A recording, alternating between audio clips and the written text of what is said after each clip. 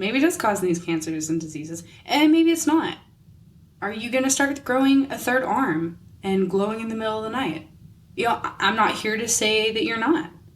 I'm not here to say that you are either. There's simply not enough research in this area to make it clear that it is or isn't affecting our health.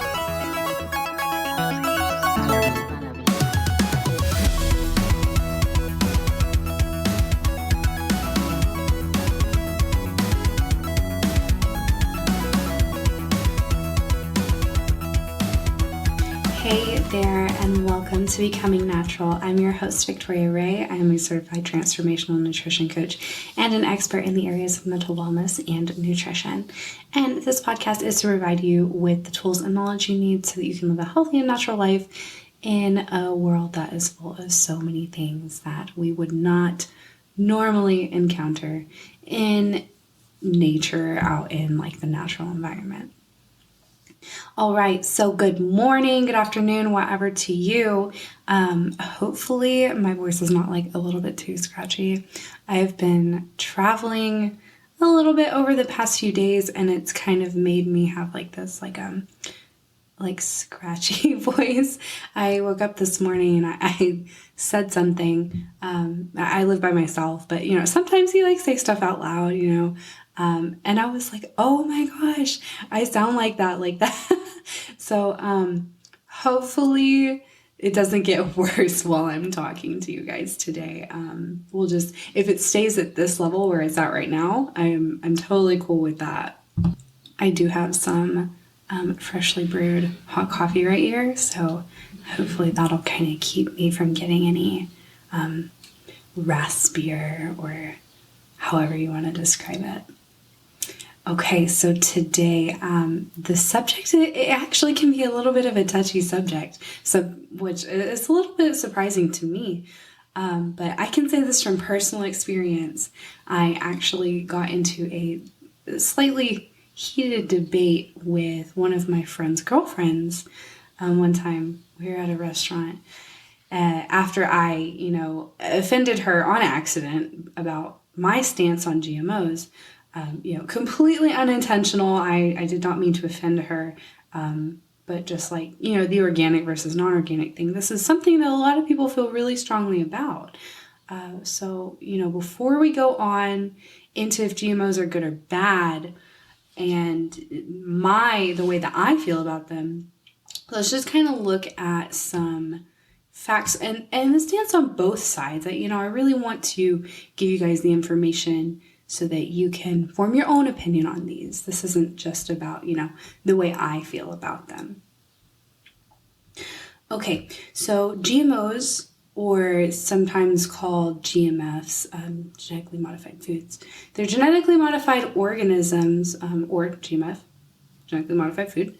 The non-GMO project defines these as a genetically modified organism, a plant, an animal, a microorganism, or an other organism whose genetic makeup has been modified in a laboratory using genetic engineering or transgenic technology.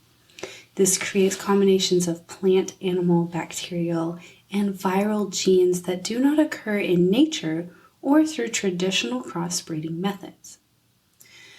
Now, if we were talking about just like genetically modifying food, we would consider crossbreeding plants genetic modification because technically it is.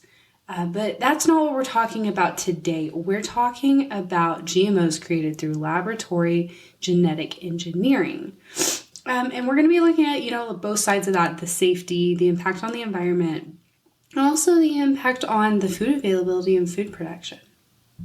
So first off, why would we be genetically engineering food kind of like we're living in some version of Dr. Frankenstein's laboratory?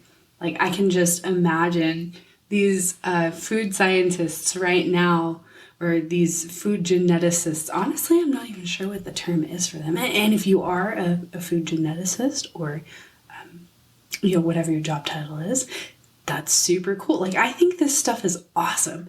But I'm just imagining them right now, like lightning overhead. It's like black and white, and they've got like their little pipettes, and they're like, oh, look, I made this plant. And it's like this big monster plant that's gonna like eat people, like it's out of some horror film. And we're not even close to Halloween, so sorry to like jump the gun on this spooky episode.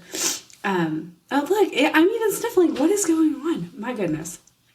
Okay, but yes, monster plants.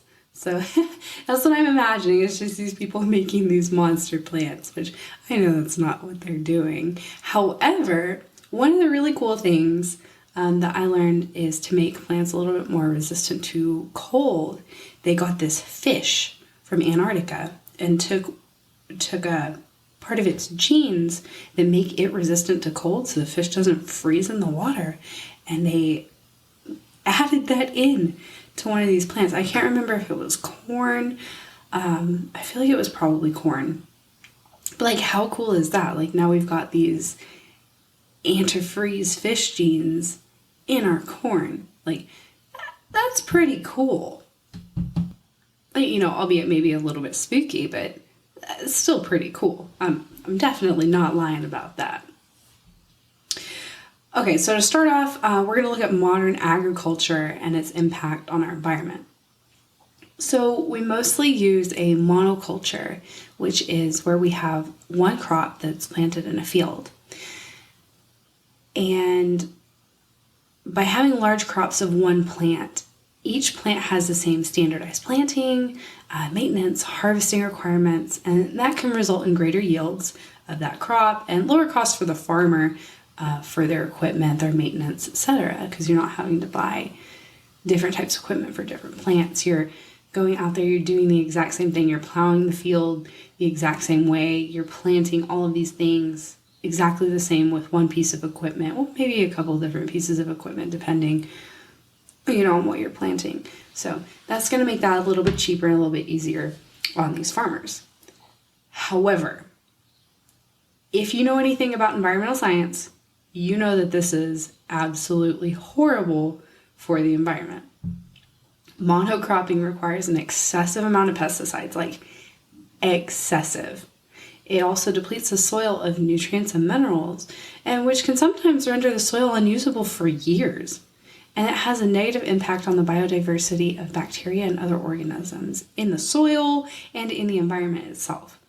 It also encourages the spread of disease among the crop, which, yes, you guessed it, is treated with more chemicals.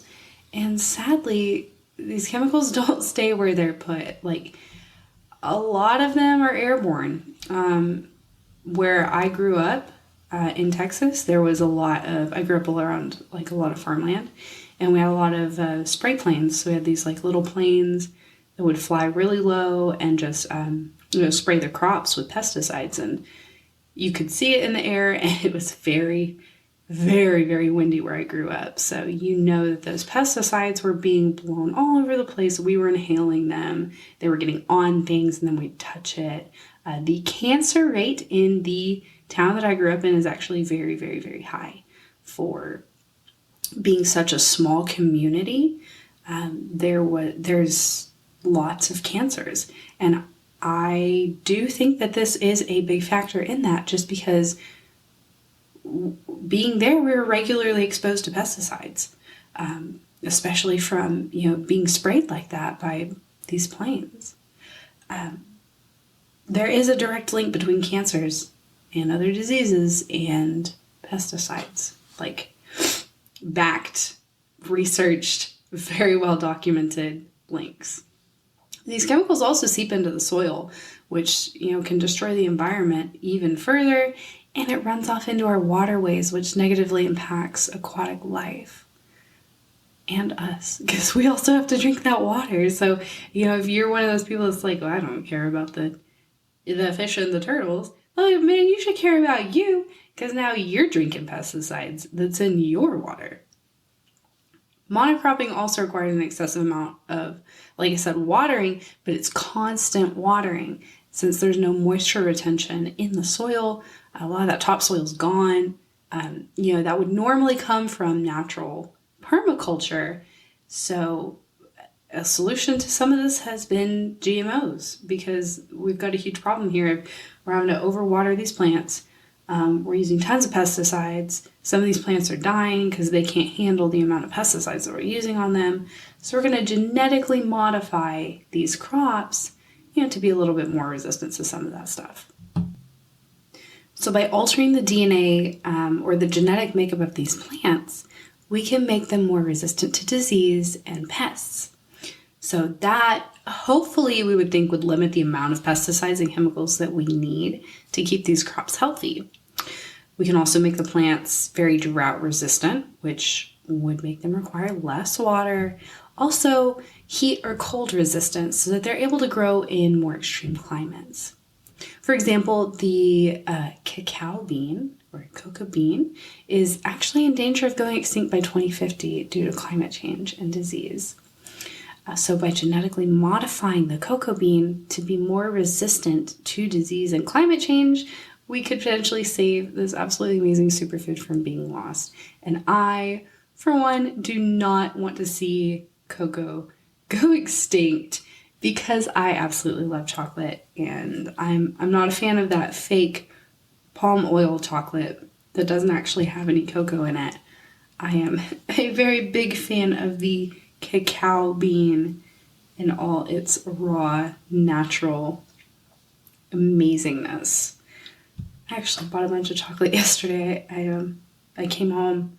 Well, actually, like I said, I've been traveling, and even on my way back to my apartment, I stopped at Target, and I was like, I'm gonna buy a bunch of chocolate, and I did.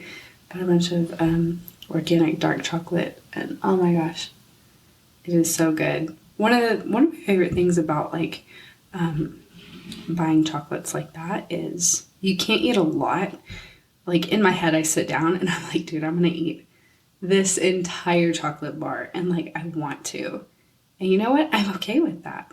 But I don't. Not because I don't have the desire to eat the whole thing, but because it's such a rich chocolate with natural sugars. Like I told you guys before, I buy the HU chocolate bars, and they're made with cacao beans and coconut sugar.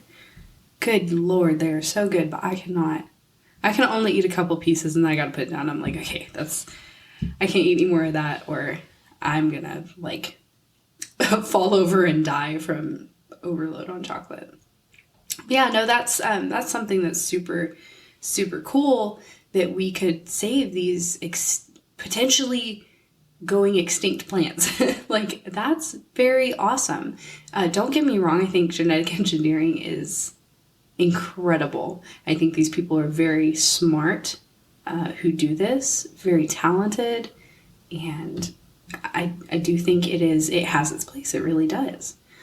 So looking at the good and bad of agriculture, I think we should be out here genetically modifying every crop? Absolutely not. I do not. And here's why. To date, there are still no conclusive studies on genetically modified crops and their impact on our health. There's also not enough conclusive studies on GMOs and their impact on our environment. So let me explain this a little further. While our advances in science are absolutely amazing, like I said, and yes, I really do think GMOs have their place. They do. Genetically modifying crops to overcome monoculture disadvantages, though, is not the answer. This is not the Band-Aid, to fix the giant bone that's sticking out of our arm. It's not it's not how we should be doing this. So instead of pushing for more resistant plants, we really should be pushing for permaculture, which is exactly what nature intended. If you look at a completely undisturbed natural landscape, you're going to find an abundance of different types of flora and fauna, and all of these are going to be working together. These animals fertilize the soil with their feces, the cattle and deer are going to aerate the soil with their hooves. They're also going to keep certain plants from taking over by grazing. Oh, also, question, how do you guys say hooves? I say hooves, I hear hooves, hoofs. I've heard all different kinds of ways to say that, but I say hooves. I just, let me know. I would really like to know how you guys say that.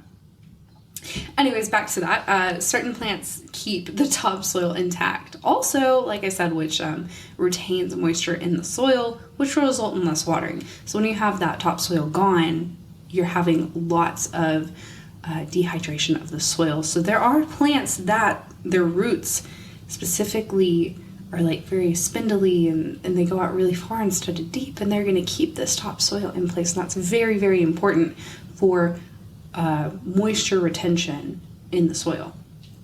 So this is a very sustainable way to farm. And our ancestors knew this. When they began farming, they would plant things together that helped each other grow. Like the Native Americans, they did with the three sisters, the cornstalk, the bean. Was it the bean? Oh man, now I'm second guessing myself. There's 3 plants that they planted together. I'm not going to sit here and say that I remember exactly what they were. But I think it was squash, a bean, and corn, if I'm not mistaken. And the corn was used for the bean, I guess, to use as like a, what would you call that? Oh man, you know when you stick like the lattice in the ground for your vine, your vine holder, the vine holder, that's what we're gonna call it. The corn is the vine holder. And then the squash shaded the soil for everything with its big, beautiful leaves. So this is the way to farm, not monoculture. We need all these plants together. We also need animals to graze and fertilize the land. Fighting against permaculture is fighting against nature. And how well has that worked out for us? Quick answer, it hasn't. Every time we fight against nature, we end up losing or causing some disease or something else crazy. Yeah, we should just be working with nature here. Monoculture is not sustainable. It is destroying our environment. Instead of focusing our money on GMOs for crops that are not in danger of going extinct, we should really be focusing on getting back to a more natural way of farming, which would lead to higher quality foods as well. Because the food we're eating today, you guys, is 38% less nutrient dense than just 20 years ago. And why is that? Because we're destroying the soil that our food is grown in. The bacteria, the viruses, and nutrients in the soil are so important, and we are just fucking this up with our modern farming. And what about the impact of GMOs on our health? Do they really make a difference? Okay, so before we get into this, I've stepped back away from my microphone. I've put my hands on my desk. I'm leaning forward here. I need to give you a visual picture. I'm getting a little closer to the mic too. Okay, I don't want to call anybody out, but I do want to make this clear. If you're out there drinking corn syrup drinks, shoveling handfuls of Cheetos in your mouth after you just chomped down a McDonald's cheeseburger, and you're concerned about GMOs, I just want to let you know that you're not that concerned about GMOs, because obviously you don't have a problem ingesting pure poison. And 2, because on top of that, all that shit is genetically modified. Virtually all the corn in the US is genetically modified. So the high fructose corn syrup you're drinking, genetically modified. Chemicals in your burger, yeah, there's those, created in a lab, with evidence of having a negative impact on your health. Also, the Cheetos are basically just sugar and chemical dye covered, genetically modified corn puffs. A lot of the health concerns around GMOs are, going to be that they're not as nutritious as conventional foods or as safe. And I think a lot of this has to do with the type of foods that we are genetically modifying and that are being, used by the big food companies, which are going to be corn, soy, sugar. And we know that these foods have negative impacts on our health. So are they safe, or is it the food itself? Like, what's the impact of introducing these new genetically modified foods that we've never had, we've never encountered before into our diet? And introducing them at such a high rate, because corn, one of the most genetically modified foods here in America, is in everything. Like I said, the corn syrup, the corn puffs, there's probably some type of corn-derived additive in your McChicken nuggets or your McDouble burger, or not just even calling out McDonald's, but like a lot of these fast food restaurants, they use corn-based stuff in a lot of their food. And especially if you're eating those Impossible burgers, those veggie burgers, and like I've told you guys before, I used to be completely vegetarian. I used to eat those, and my health was absolute dog shit because I was eating this, Frankenstein food. Like, it's this stuff is not good for you to begin with. And then on top of that, yes, it's genetically modified, causing some of these autoimmune diseases and cancers that we're seeing from genetically modifying this. Our ancestors didn't eat this stuff. They didn't eat corn that had fish genes in it, So maybe it is.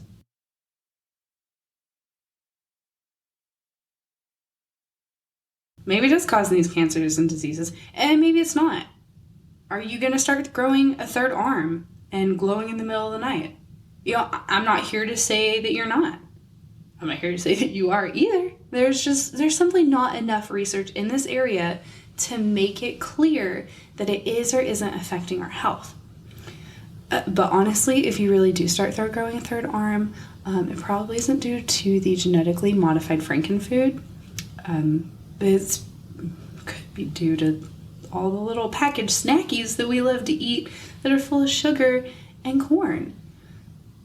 And like I said, those are extremely modified too. So it's very hard to say here just because there's not enough evidence and research in this area. And they're full of chemicals too. So, and obviously you don't have to be a scientist to see what all of this stuff is doing to the health of the general population. We've got obesity, diabetes, autoimmune disorders, hypertension, cancers, and on and on and on. I personally avoid all of this in general, but I avoid ingesting any chemical that isn't naturally occurring, that isn't a naturally occurring compound, or that our ancestors also ate or drank, which is why I'm a very big advocate for buying from local farmers who practice small-scale permaculture or buying organic when possible. Which leads me on to food labeling. So if you've been in the store, you've probably seen the non-GMO label. Now, this label just states that the food itself has not been genetically modified in any way, and it does not mean the same thing as the organic label. Food with this label can still be treated with pesticides. Treated with pesticides, you guys. Pesticides like glyphosate. There we go. That's what I was doing. Merging those two words. And we know that glyphosate is one of the worst ones, and it's banned in, let's say, most countries. But, here in America, whatever, we're just going to put whatever on whatever, because it's totally cool, because obviously we don't care about our people. In fact, glyphosate is so particularly nasty, you guys, that it was found in the breast milk of lactating women. And I don't know about you, but I really wouldn't want to be feeding my newborn baby this toxic chemical out of my breast milk. Like, that just obviously doesn't sound like a good idea. If you really want to avoid GMOs and glyphosate, you're really best off going with a food that's labeled organic. Now, like I've said before, not everything has to be organic. Should your tea and coffee be? Absolutely. Your bananas? No. Unless you're going to be eating the outside of the banana. Some people do that, at that point, yes, you should probably get organic bananas. But if you're not going to be eating the outside of the fruit or veggie, then buying organic is not such a big deal. But if you are going to eat the outside, then yes, you do want to buy organic.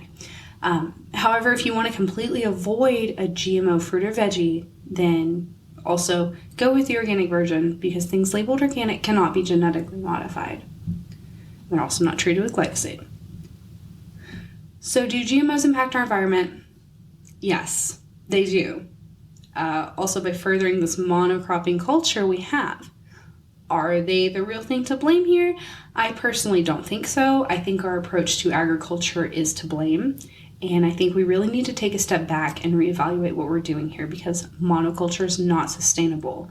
Plain and simple, it's not. And genetically modified foods to, relieve some of our monocropping disadvantages, that's not the answer.